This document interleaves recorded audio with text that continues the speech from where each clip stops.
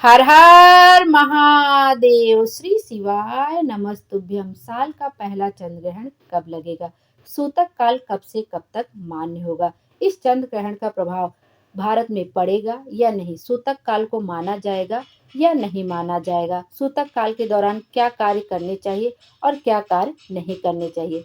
साल का पहला चंद्र ग्रहण 14 मार्च 2025 यानी कल लगने जा रहा है। इस चंद्र ग्रहण पर होली का संयोग भी बन रहा है, क्योंकि इस बार पूर्णिमा की तिथि 2 दिन है, 13 मार्च को और 14 मार्च को।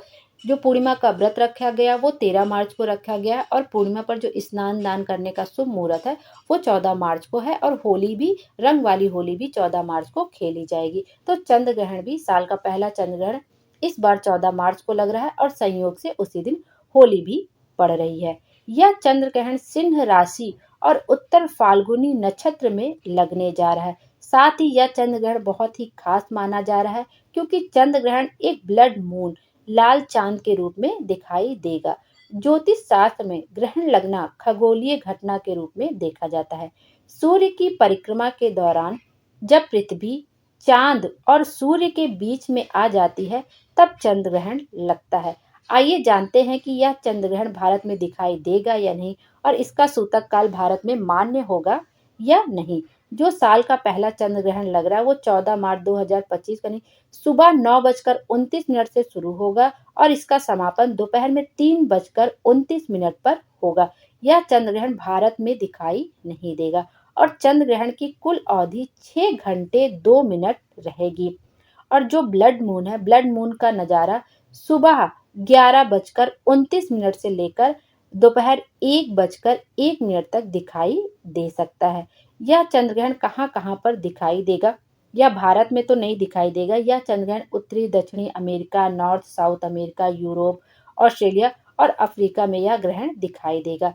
चंद्र ग्रहण का सूतक काल भारत में मान्य होगा या नहीं? चंद्र ग्रहण शुरू होने से लगभग 9 घंटे पहले सूतक काल लग जाता है।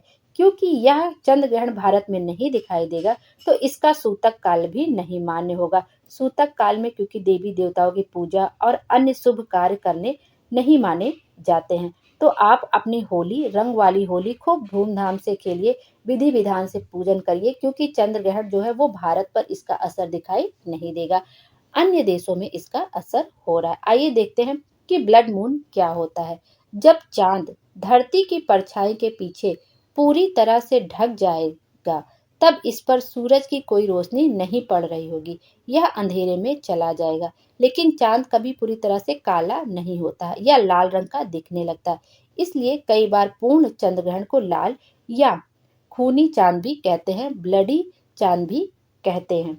आइए अब देखते हैं चंद्र ग्रहण के दौरान हमें कौन से कार्य करने चाहिए और कौन से कार्य नहीं करने चाहिए। चंद्र ग्रहण के दौरान कहा जाता है क्रोध ना करें। क्रोध तो वैसे भी नहीं करना चाहिए, ईर्ष्या नहीं करना चाहिए। साथ ही पूजा पाठ भी चंद्र ग्रहण के दौरान नहीं करना वर्जित माना जाता है। सुनसान जगहों के पास नहीं जाना चाहिए, नकारात्मक शक्तियां काफी ज्यादा हावी रहती हैं। और चंद्र ग्रहण के दौरान क्या करना चाहिए? आप भगवान के मंत्रों का आपको जाप करना चाहिए। चंद्र ग्रहण जब समाप्त हो जाए उसके बाद शुद्ध जल से स्नान करके आप गरीबों को कुछ दान दक्षिणा भी दे सकते हैं। चंद्र ग्रहण के बाद अपने घर को शुद्ध गंगा जल से शुद्ध करना चाहिए। गंगा जल से शुद्ध करना चाहिए, गंगा जल तो वैसे ही शुद्ध होता है, तो गंगा जल से घर को शुद्ध करना चाहिए, जिससे कि सभी नकारात्मक शक्तियां दूर हो जाए। आप पशु पक्षियों को अनाज दे सकते हैं, चावल दे सकते हैं और गेहूं दे सकते हैं, उनको दाना डाल सकते हैं, यह सब शुभ होता है। और चंद्र ग्रहण में सबसे ज्यादा कोई भी ग्रहण लगता है तो सबसे ज्यादा जो प्रेग्नेंट लेडीज होती हैं उनको ध्यान रखना होता है कि जितनी देर तक यह चंद्र ग्रहण लगे उतनी देर तक उन्हें कोई भी सामान काटना नहीं चाहिए, चाकू का इस्तेमाल नहीं करना चाहिए और पैर वगैरह मोड़कर बैठना नहीं चाहिए। चंद्र ग्रहण भारत में नहीं लग रहा है, लेकिन तब भी हमको कोशिश करना चाहिए कि हम कोई ऐसा कार्य ना करें कि हमें, हमारे बच्चे को थोड़ी बहुत भी दिक्कत हो सके। तो कोशिश करिए कि आप अवॉइड कर लीजिए, मतलब इतने पैर मोड़ के मत बैठिए, उतनी देर तक चाकू से कुछ काटिएगा नहीं, कुछ सिलिएगा नहीं, क्योंकि जब बच्चा दुनिया में आता है तो उस पर वो निशान बन जाते हैं। तो इस बात का ध्यान रखिएगा। जो प्रेग्नेंट लेडीज होती है उन्हें ज़्यादा ध्यान रखना होता है चंद्र ग्रहण में, या चंद्र ग्रहण जो भी ग्रहण लगता है हमें बहुत ज़्यादा, सूर्य ग्रहण, चंद्र ग्रहण जो भी लगता है हमें बहुत ज़्यादा ध्यान रखने की आवश्यकता होती है। बार का जो चंद्र ग्रहण होगा वो खड़ग्रास चंद्र ग्रहण होगा, जिसका अर्थ होता है कि चंद्रमा का कुछ हिस्सा ही ग्रहण के प्रभाव में रहेगा, ना कि संपूर्ण चंद्रमा। इसलिए इसे खरगास चंद्र ग्रहण कहते हैं। इसमें क्या होता है कि चंद्रमा का कुछ हिस्सा ही पृथ्वी की छाया में आता है, जिससे चंद्रमा का केवल एक हिस्सा अंधेरे में डूबा हुआ दिखाई देता है।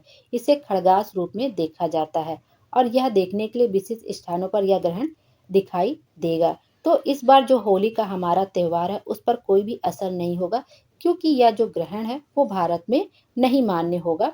तो आप अपने जो भी शुभ कार्य हैं वो कर सकते हैं। होली का पूजन वगैरह अच्छे से कर लीजिए। अपने रंगों वाली त्योहार, खुशी वाली होली को आराम से मनाइए। कोई भी असर नहीं होगा, कोई सूतक काल मान्य नहीं होगा। हर हर महादेव। भोले बाबा हम सबकी मनोकामना पूरी करें और हमारे जीवन को खुशियों से भर दे। Thank you.